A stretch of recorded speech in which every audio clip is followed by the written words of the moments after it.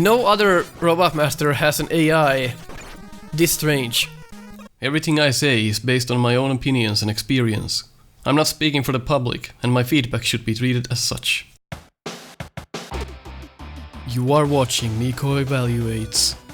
With 25 years of experience on Mega Man games, 7 years of doing the No Miss Buster Only challenge, and countless Snupster Races, as well as being the QA tester for Mega Man Unlimited, I'm here to tell you my honest opinion on different Mega Man games, so sit tight and learn. Let's head to Cutman, because there's something I want to show you in Cutman stage. So, if you have the Guts arm you can throw these blocks, which is nice. And this is one of the, I think one of the best music bits from the game, if you don't count the Wily stages. And here we are introduced to Bladers. What a fucktastic enemy.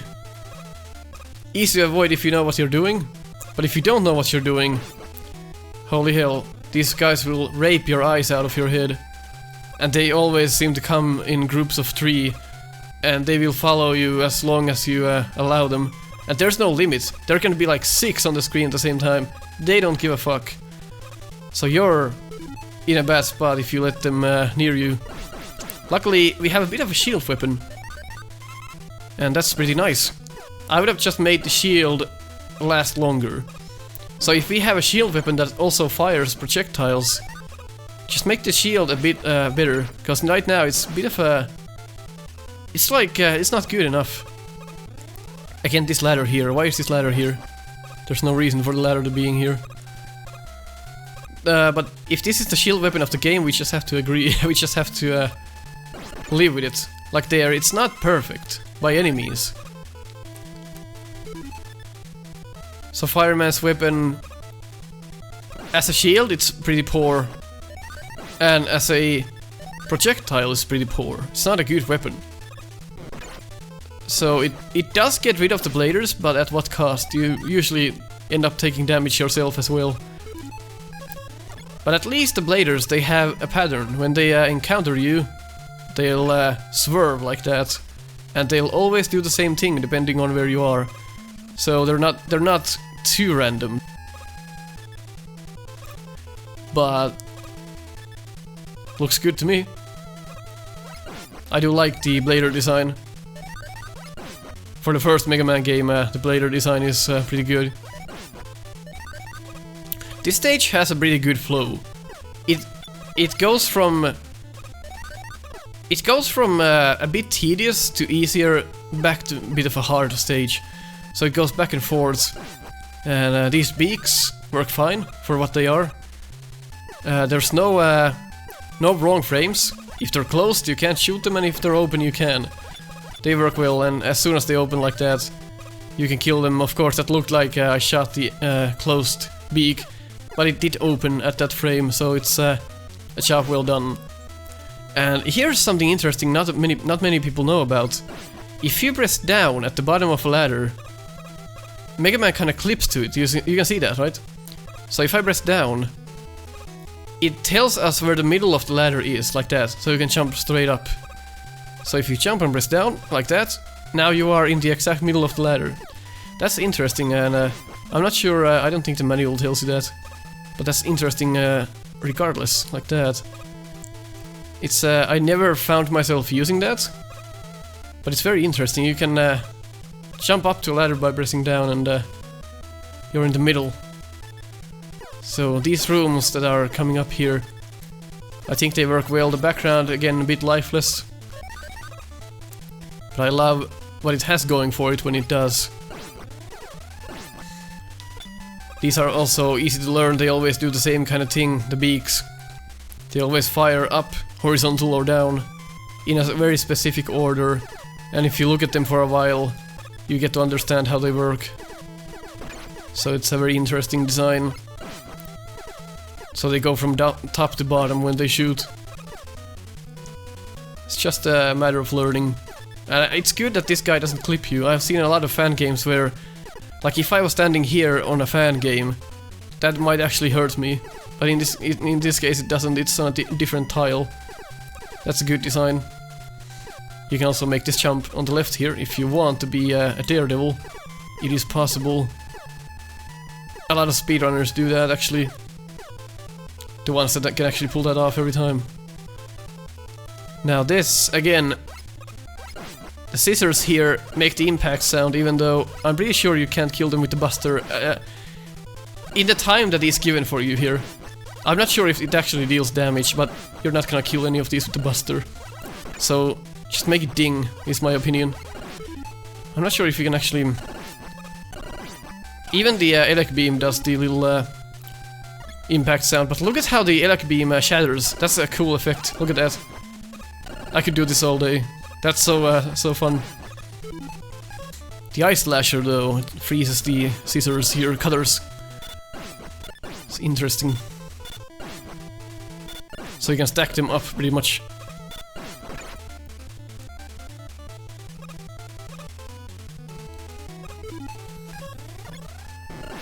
But if you just run through it, you'll be fine.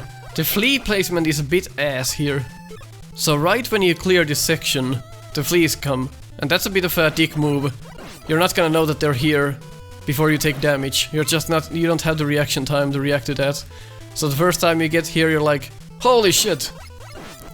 It's, I think the placement is a bit rough. I would have probably taken the first flea off and just leave the two if you had to have them there. But it's not a design that I agree with. So here we can press down to line ourselves in the middle.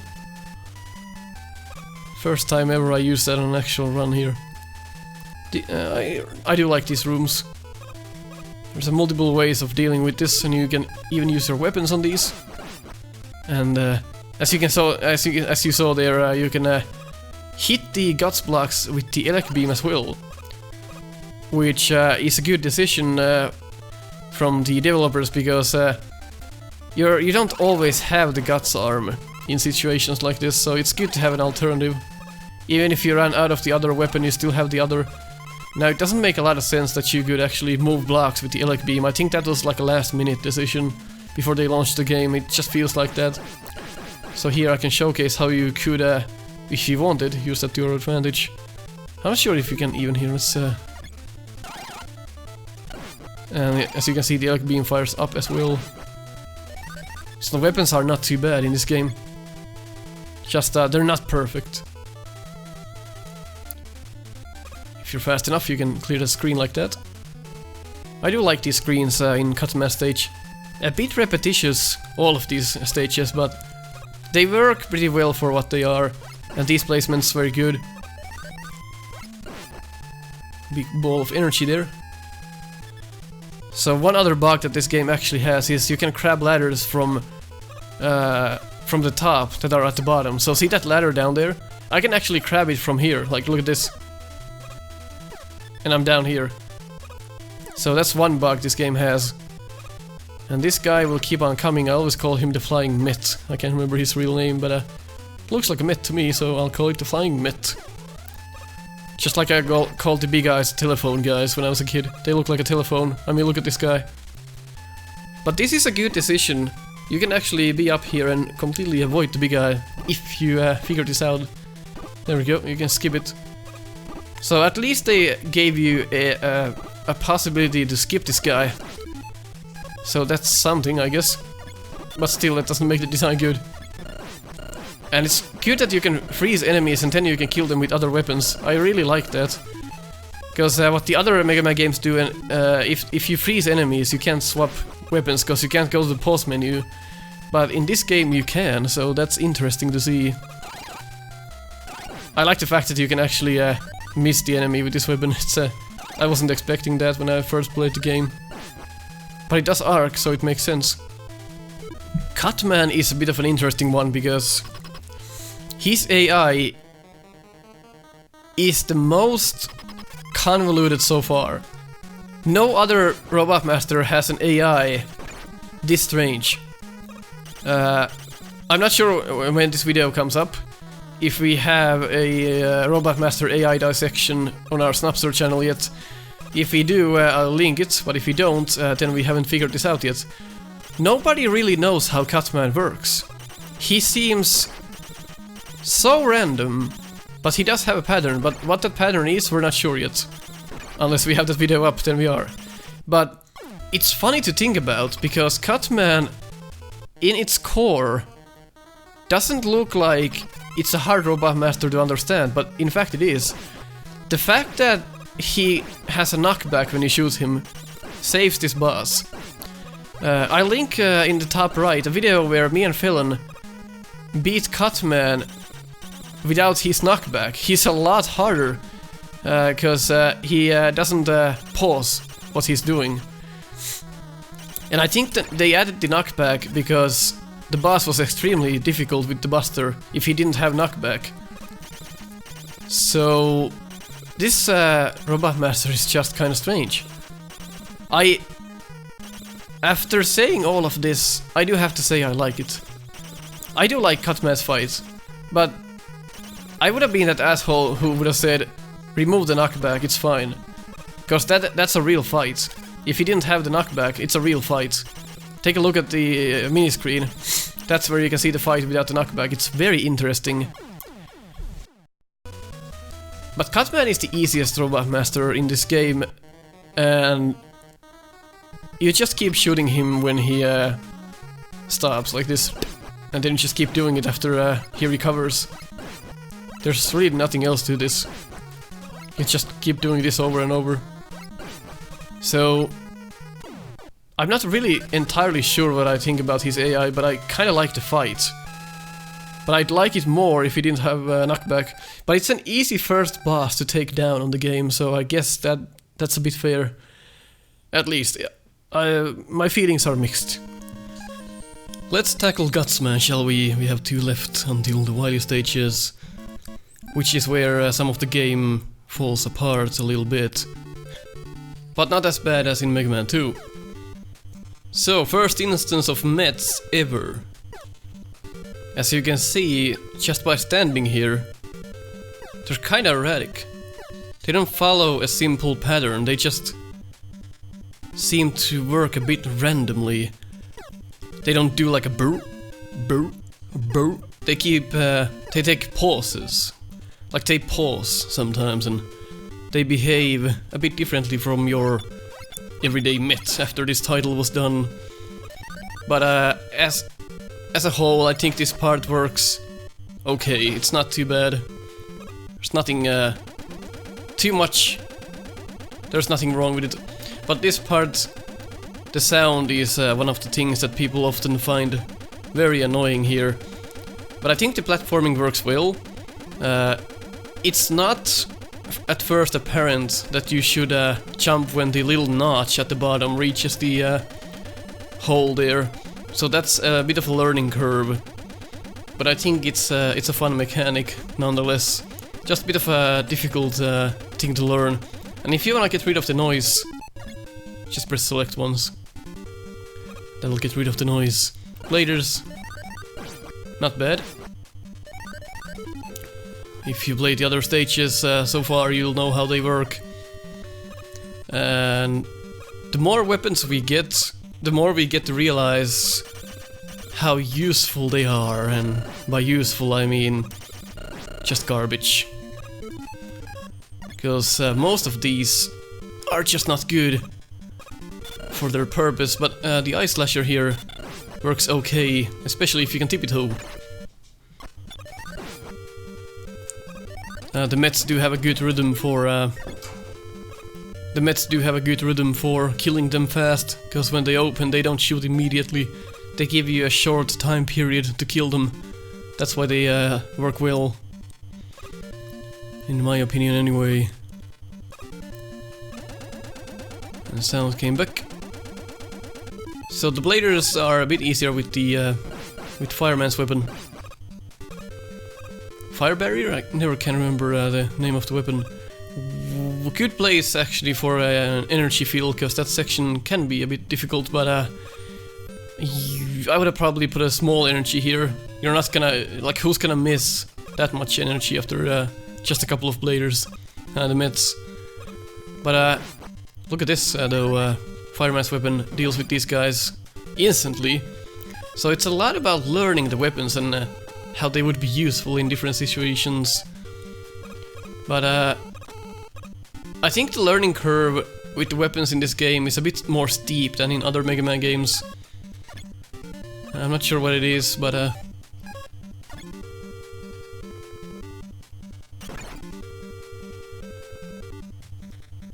so these screens are just, I think they're a bit worthless. You can just drop down here and avoid every enemy. Just drop down and drop down. You don't have to even think about it. And that life is extremely hard to get because of the velocity problem in the game. You basically wanna keep pressing left when you drop down, but it's basically just luck whether you get that one up or not, unless you have the magnet beam like this. But even this jump is a bit too ridiculous, like there I missed it, jumped too late. And of course, big eye at the end. And the biggest criticism I have for this stage is that it's very short, like the incredibly short stage. Now when it comes to Big Eye, really don't have a good weapon for him. Just every weapon is just garbage, except the Ice Slasher, which does freeze it, so we can just skip it.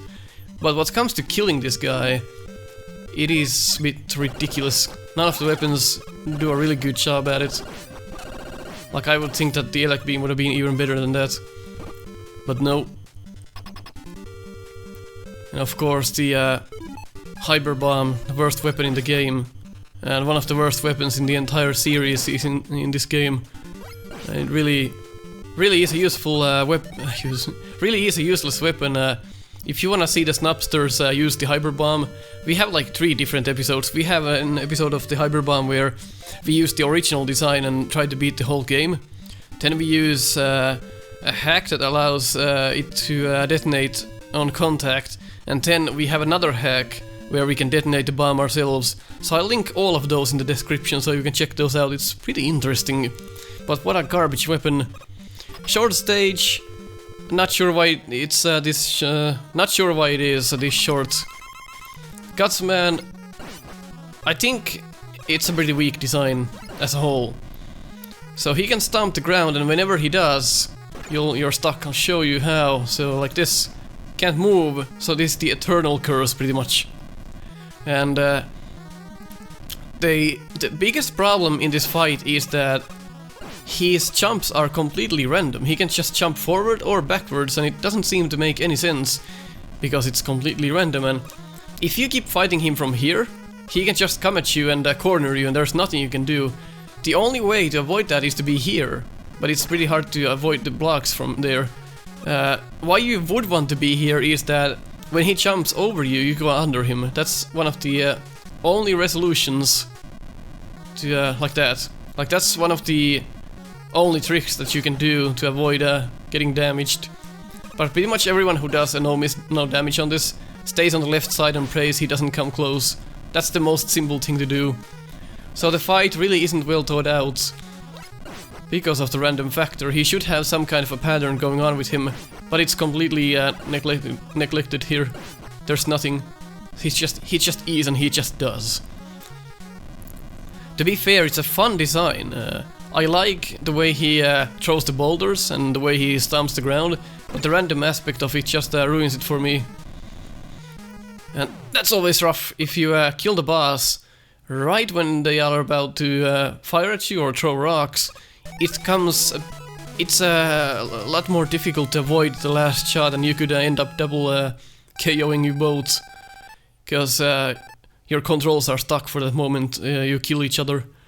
So it's always, you gotta think about when to make the last shot.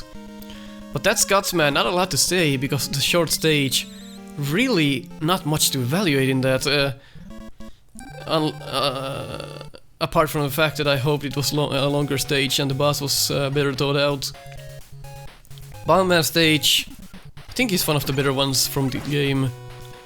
Fleas, of course, completely random as I told you earlier. They can make small jumps or big jumps, nothing you can do about to make them do different things. Of course, when they only take 1 damage, you have some options if you have weapons, but again, I think all of these should be well doable with the Buster only, so any enemy that has a random aspect doesn't work out as well. But man, I do like the fact that Ice Slasher freezes the enemies and you can still use other weapons. Because what many Mega Man games do is that they don't let you pause for a long time after you use the weapon. This is kind of I think this goes on for a bit too long here. Like, it's just something you learned as a kid how to do this. You just run and jump. And I always hated how you can't shoot these things, like your shots go through. To me that doesn't make any sense. You could even try other weapons and you can't destroy these things. So let's try like fire. It does nothing, it just goes through. So they're not enemies in the sense, they're just a level of physics. It's a bit strange. These crew bombers are actually, I think, well thought out. Let's go back up. Because I think they did put some effort into thinking about these positions, because if you do this correctly, you can avoid all of the damage easily here. Like that. I think they're well placed. Here, if you just keep going up, you'll get hit every time. Bam. So you have to kill the second beak from the top to avoid damage. No, actually it's the second from the bottom. But a bit of a rough spot. 4 beaks on the wall. Kind of a bullshit move. There's almost no time to adjust to this.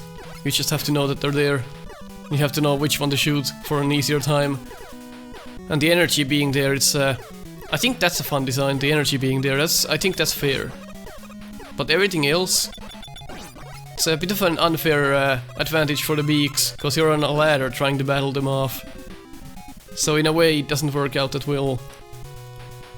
And shows, oh my god. Can't skip them, they'll just keep following you. Which is okay, I guess. But what a pain in the ass. I like that you can shoot their legs when they jump. But it just ends up being this waiting game. So I would have preferred if they had more of a pattern, because again these guys are completely random. They just keep doing whatever they want. Can be problematic at times, you could be there for 15 minutes technically. And the weapons not helping that much. You can freeze the guy though. Skip it like that. But if you freeze the Cho in Wily Wars, he'll still come back at you. So he'll zip through the entire screen and come back at you. That's a bit rough. Again, this stage has a lot of spots where the developer wants you to do a certain thing. They expect you to deal with these enemies in a certain way. The only way that they know. So like here, they want you to do this. But how would you know this without studying it a bit? You wouldn't. You just have to take damage and die over again, and that's the way you learn how to do all of this. The result of me doing all of this is 7 years of fucking studying how this thing works. And of course I've played Mega Man since I was 4. But the No Miss Challenge I only started in 2010. So that's when I learned about all these official games and how they work, so it's gonna be interesting to evaluate all of these. Like this here. They expect you to know how to do this.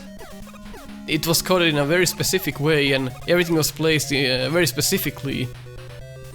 That only the developers knew how that worked.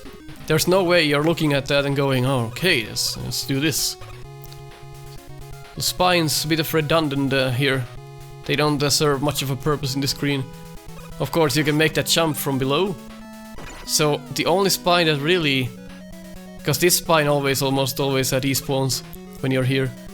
But at this spine up here, that's the only spine that is worth anything on that screen. Like what is this section here? Completely useless. It serves no purpose at all. Just to look pretty, and it's not always a good thing. Like this screen. Not a lot of going on, just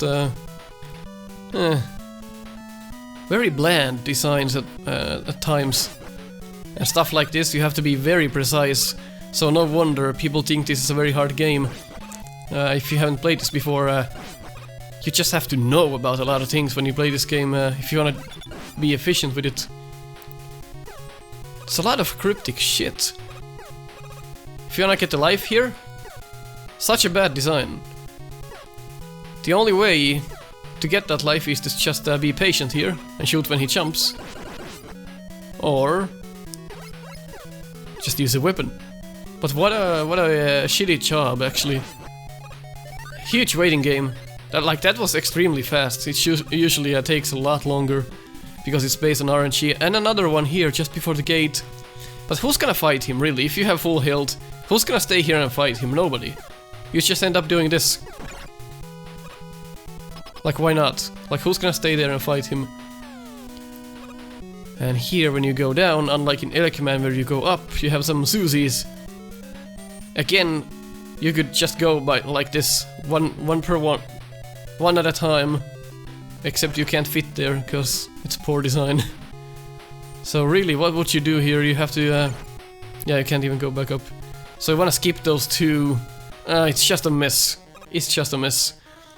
So, this design is fine, but see those two Susies at the bottom? See how there's no space for you to go in between?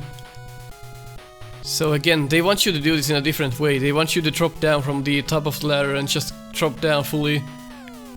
But you can do it like this if you want, but then you end up dropping down and you have to grab it quickly here. So doing it like this is actually more difficult than just dropping down. So it's a bit strange. Not the best design again. A lot of questionable designs in Mega Man 1. Bomb Man! Again, the explosion is huge. There's a way to do it like this. Shoot at him every time he falls down to the ground and he'll keep jumping. So that's how you kill him. But how would you know about that? That's right, you wouldn't. Another thing that you would not know about. And it's sad, really. A lot of people dismiss Mega Man 1 because it's too hard for them. And I kinda agree. It is ridiculously difficult if you don't know how to do all of these things. And there's not much going for Bomb Man. He just throws bombs and jumps around, so at least the bombs go where you are, so it's not random. He doesn't throw them where he pleases. He throws them where you are, and that's a good design in my books. It's not completely random. There's stuff you can do to manipulate him. So I think it is one of the better bosses from the game. In that sense, it's the one of the easier ones to deal with, and one of the easier ones to understand how they work. So, not bad. So that's the 6 Robot Masters from the game. If you enjoyed the episode, leave a like. If you agreed on what I said, and if you disagreed, leave a dislike. Catch you later.